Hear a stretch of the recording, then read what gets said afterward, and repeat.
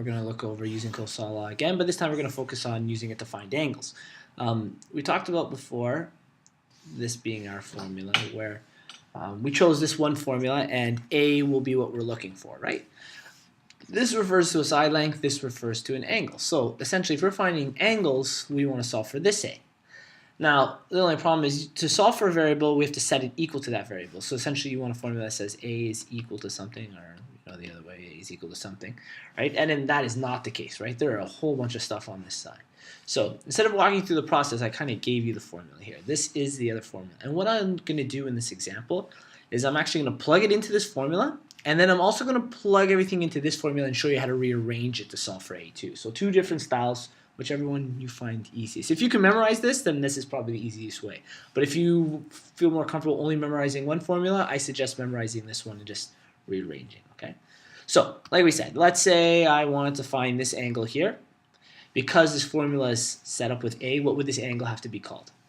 A. A, yeah. Because we've set our formulas up to solve specifically for A. The formula would have to be labeled differently if we're going to solve for a different one. So if that's angle A, this is side A. If this is angle B, what's side B? The bottom. Yeah, and which leaves only that, right? Great. Okay. So, like we said with cosine law, we use cosine law when we have a side, an angle, and a side, or if we have all three sides. If you have all three sides, that means you're obviously not finding a side length, right? You have them all. So we're going to find an angle. Which one would you like to find? Top, right, or left? The left. Left. Okay, so let's find this angle here. And because we're finding that angle there, what do we have to call it then? A. A. We're going to call it A. Which makes 60 which side? A. Okay. What does that make 61.9? Side B. Yeah, or C, right? It doesn't matter. So this will be B, and this will be our C. Great. Okay, so like we said, we're going to start by plugging our info into this formula. I'm going to rearrange it so A's on this side here. Okay, and I'll talk to you about what this formula is. A is equal to, now this is cos inverse, and we use the inverse whenever solving for an angle, if you remember from like SOHCAHTOA, right? And then here's the rest of our formula. A squared, okay, minus B squared minus C squared. Okay, that's all on top, divided by negative 2 times B times C. Okay, so there should be, I guess, dots in there. Those are multiplication. So this is really nice because we can really just plug values right in just like we did before to solve. So our angle A is equal to the cos inverse of, let's go up low. Our side A is what? 60. 60. So 60 squared. What's our side B? 61.9. Yeah, so I'm going to put it in brackets, 61.9 squared minus, what's our side C? 80 squared. 80 squared. Okay. And then all divided by, what are our values? Negative 2 times 61.9 times 80. Okay. So again, we just carry out bed mass. We'll do the top of this, because this is technically division or a fraction. We'll solve everything on the top, everything on the bottom, divide, and then cos inverse. So A equals cos inverse of, and let's see if we can't break this down. That's 3,600. I don't know what that is squared, so let's put it in. 61.9 squared, 383161. So minus 383161. Is that what we said? Yeah. And then minus 6,400. Okay. So we're going to have some very large negative there. And then on the bottom, let's do the multiplication. It becomes 2 when it's negative times 61.9 times 80. So negative 9,904. Negative 9,904. Great. We'll carry out the top. So this, subtract this, subtract this. So we get A is equal to cos inverse of. And we'll work all that out.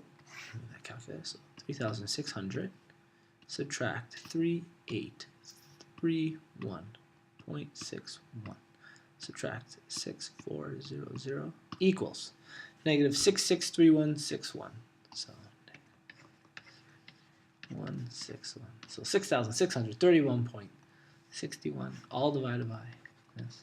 So again, you don't have to memorize the numbers, it's just the process, right? This value here, so we're kind of going one step at a time.